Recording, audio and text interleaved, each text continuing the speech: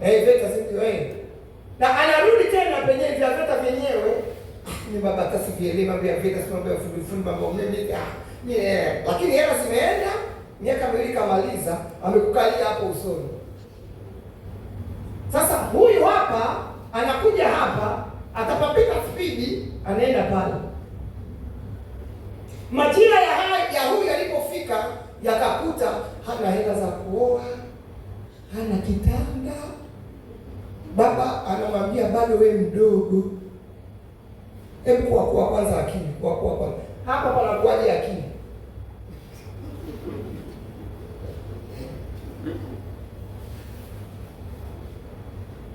Mwambeni na ngumu, nafikiria niwaambia jepesi. Yaani lazima tukue, yaani tutoke kwenye ile kuwaza ambavyo sio kanisa tutakuwa kuwaza. Huyu anatoka hapa, anakuja hapa sasa anaamua kuoa. Liwalo miaka 30 ngapi? Na 5. 35 ndiye anapata mtoto wa kwanza. Mti sasa hivi zinawatoka kwa kula. 35 mtoto wa miaka 5 yeye ana nini? Ana 40. Biashara ikipigwa tu kidogo huyu hapa. Biashara haiendi, hajui ndani ya majira aliyofunguliwa alitakiwa aombe nini. Anaanza kuomba kama huyu hapa ambaye hajaoa. Mungu, naomba nifungulie biashara. Ili kuaje umeoa, majira yako hajafunguliwa. Sikia. Wakati Mungu anamuumba Adamu na Hawa, hakumpa mke mpaka alitengeneza uchumi kwanza. Hata mnisikia. Hauwezi ukaoa wakati una njaa. Lakini wale waliokuzaa wanatakiwa kuambia kuna wakati wa kuoa. Kuna wakati utatuacha. Yuko hapo. Nyinyi mnamsubiri mwambie eti yuko hapa. Ndio mwambie unatakiwa kuoa, utaoa. Hapa ametoka kichwa maji. Hapa anatakiwa afanye kazi kama vile nini vile hatafanya tena, vile nitumie mfano. Hapa ndio wasichana wamekaa wamechoka kucha na nywele. Vijana ndio makaptula yamelegea. Ukienda na kidogo tu anaweza kununua simu. Haya ndio majira. Anataka naonekane ana simu kubwa ya kibabe. Mzee unaenda kumnunulia simu mwanangu kwa sababu anaenda chuo aonekane na yeye. Baada ya kumwambia majira yako na yatengeneza mwenyewe akili ikue. Nenda kablashi viatu mwanangu.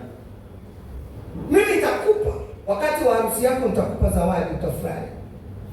Ili kutengeneza hizi bongo hizi. Sikiliza. Ubongo wa nyuma unaitwa oblongata. Unaitwaje? Hebu ongea wanawake, unaitwaje? Uko wapi mpaka mkono nyuma? Leo tutarudi hapa kuna oblongata. Wenzetu Ulaya wanatumia 10% ya ubongo tuliopewa na Mungu. Ndio wanaotengeneza simu, hata yenyewe haijaisha kwenye 100. Ndio wanatengeneza simu, sawa? Ndio wanaotengeneza mandege yanayoruka unaenda mwezini. Sasa tuulizane, mimi nifupishe tu. Oblongata yako wewe inafanya kazi gani? Yaani hata kibidi tuweze kugundua. Hata kuchanganya nyanya tukazipeleka mahali fulani kwenye majira ya ukavu hauwezi. Muulize mwenzako, hivi weka oblongata kamelala au kamefanya nini? Wenzetu kama 10% tu wanafanya mambo yanatushangaza. Wanatutengenezea vitu, wanakuwa matajiri. Sikiliza, utajiri hauko nje, utajiri uko ndani yako. Hata umetoa kikono ugana wa mwili wote oblongata kama imelala tukufanyaje? Wewe unayo una? Hapa. Una ubongo wa nyuma mama? Unao? Ukipewa biashara mpaka ukopi kwa mtu, yaani imelala ndio oblongata lote. Lala.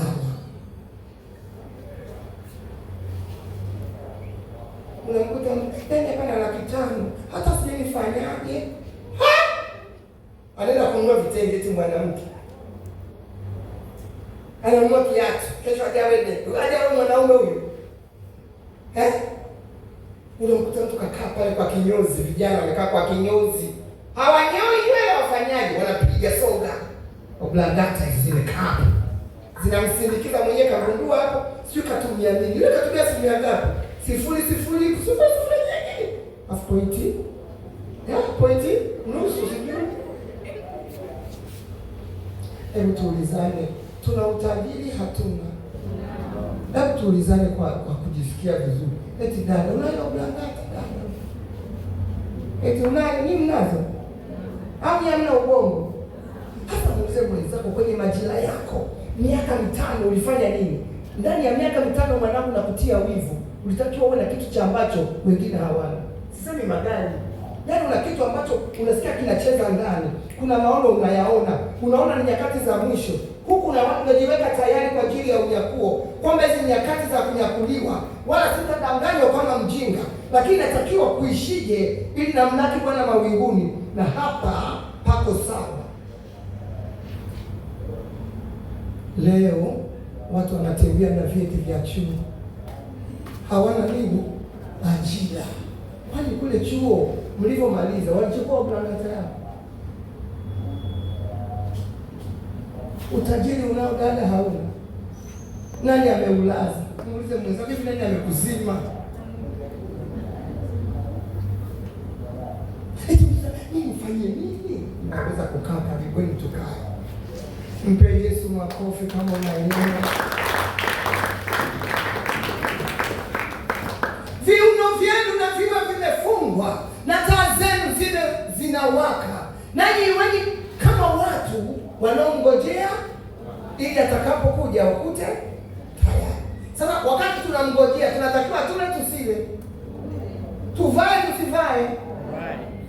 Wakati unaona majira yanapogawanyika sasa, ndani ya majira ya Kristo lazima ujifunze kuangalia na majira yako ili usije ukakwama njiani. Ngojeni niwaambie, kupungukiwa au maskini kutawafanya watu wengi waikose mbingu.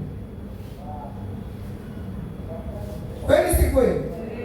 Hivi kuna mtu hivi ameshaikudaiwa kodi dada? Mimi huko nimepita.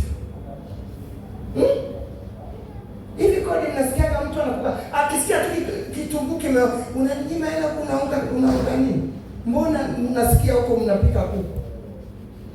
Kumbe ni kitunguu tu, hata nyanya huna ili usife. Huku unadaiwa, kule unadaiwa. Ulivyovikopa havikuzaa, vimepotelea njiani. Swali langu, kwenye hayo majira yako, Mungu alikufunulia ufanye biashara gani? Sikiliza, Mungu siku zote si wa hasara. Mungu wetu ni wa faida.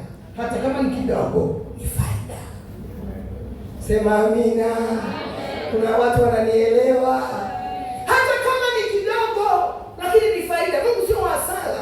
Niambie kwenye Biblia, ni kitu gani alifanyika kwa hasara huyu mwenye enzi? Sema, nionyeshe mstari. Ni kitu gani alifanya kwa hasara? Eti hasara zinatupata sisi kwa sababu ya kuto kusikiliza maelekezo. Leo majira yanafunuliwa kwako. Mungu hataki hata ufanye biashara unayoifanya. Anakuambia duka usiliweke Kariakoo, nenda kaweke Tegeta, kaliupeleke Tegeta. Alafu kile nasikia Tegeta, lakini ni ya shetani kabisa. Wakatumia hapo Kariakoo, ndio watu wengi. Peleka peleka uje uone utakavodaiwa kodi, na watu wamekuja 5. Ni wengi lakini sio wao. Kariakoo watu ni lakini hujaonaka watu wanasema mimi siwezi kula chakula popote mpaka niende kwa mama fulani, anawasha gari anafuata, hajalishi mafuta yanapotea. Ukienda kule unakuta ile mama katika kama yuko mbali, watu wanamfanyaje? Wanamfuataje? Ameweka eneo sahihi. Watu ambao hawana maelekezo, walio wengi wanajiunganisha na kuzimu ili wapate maelekezo ya nani? Ya shetani, ili waje wafe. Sasa wewe kwa shetani huendi, sawa? Na kwa Mungu usikii, ndio wale tunambwela nyumbani mwa Bwana. Kweli si kweli? katika jina Yesu nakukemea shetani, toka. Katoka. Hapo kabaki nani sasa? Kwenye majira yako kabaki nani? Mweza kwenye majira yako kabaki nani? Hivi kweli sisi kweli kila siku sadaka 1000? Eti baba, sadaka 1000 kila siku? Kweli kanisa utajenga ghorofa? Tuko wengi. Hafa yanakuja yenyewe sijayapanga. Mwingine atasema ndani ya majira yako, wakati unaingia kwenye maombi, usianze kuomba mambo mengine. Mwambie Mungu, rudisha zile nyakati ambazo zimeliwa na nzige, zimeliwa na madumadu. Huenda mama yangu hakuweza kukujua, hakunilea kama unavyopenda Bwana, hakukujua, nikapotezwa, maono yangu yakaingiliwa na waza vitu ambavyo si sahihi. Msichana anawazaje kujiuza? Anawazaje kitu ambacho sio sahihi? Wako pale, si hapo wapi pale, nipa sasa kila saa dakika wale tena form 4 waliomaliza, unaondoka tu saa 3, viziwa viko nje, wanakimbilia. Nisikia kama tumbo linakata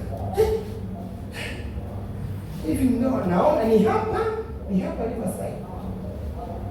Viko vingi. Nikasema ngoja niteremke kama nachukua vocha. Sasa nimekuja. Mungu akaniambia ndio uone. Hawa ni watoto waliozaliwa na matumbo ya wanawake. Na wakiwa kanisani wanajiita jeshi kubwa. Watoto wao wako mtaani. Duka limekuwa mwili uliotengenezwa kwa thamani kubwa na maono ya Mungu Mwenyezi. Leo shetani anatumia. Inawezekanaje? Hata leo nimeona kwenye mtandao wamerusha mwanaume na mwanaume wamebanana live, wameweka kwenye bajaji. Sio wanapeleka wapi? Maana hawana sukari. Tunayaona, kwani tunajiuliza hizi nyakati za namna gani?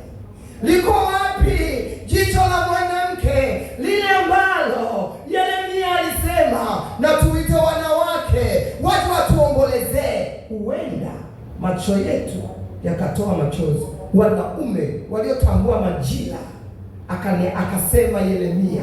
Kwa sababu gani? Mauti hizi nyakati za Yeremia alikuwa anaona zinapaa kutoka kwenye madirisha, milango imejaa, imebana. Sasa hivi zinapita popote kuwaua binti Sayuni. Leo kanisa limeingiliwa, nyakati mbaya, nyakati ngumu. Watu wanafikiria ni maendeleo, lakini ndani ya maendeleo kumeingia roho ya uharibifu iliyojificha. Inatafuna vijana, inatafuna wanawake, inatafuna watumishi. Penda kuonekana, penda kujulikana. Ni hata hawa wanaoshaka kwenye TV. Wanasema upende maendeleo na mafuta, una vitu vingi. Kwa nini uvirushi? Nawaambia kwa ajili ya Kristo. Ni kwa ajili ya Kristo. Wengi tu wananirusha wenyewe, watajua wenyewe. Wengine nimepigia simu niwaambia, mimi nimeongelea siri, nani amekwambia kuyarusha haya mambo? Kumbe tu wanatafuta followers, hao ndio wananiambia. Mama wanatafuta followers kupitia manini. Ndio utajiri ulipo. Tusome neno la mwisho nimalize. Nisome Luka 41. Nimalize. Yakati. 40 Luka 19. 41 mpaka 44. Angalia kitu Yesu aliongea. Luka 19 41 mpaka 44. Alipofika karibu, aliuona mji, akaulilia. Aliuona mji, akafanyaje? Akaulilia, akisema, laiti ungalijua hata wewe katika siku hii yapasayo amani lakini sasa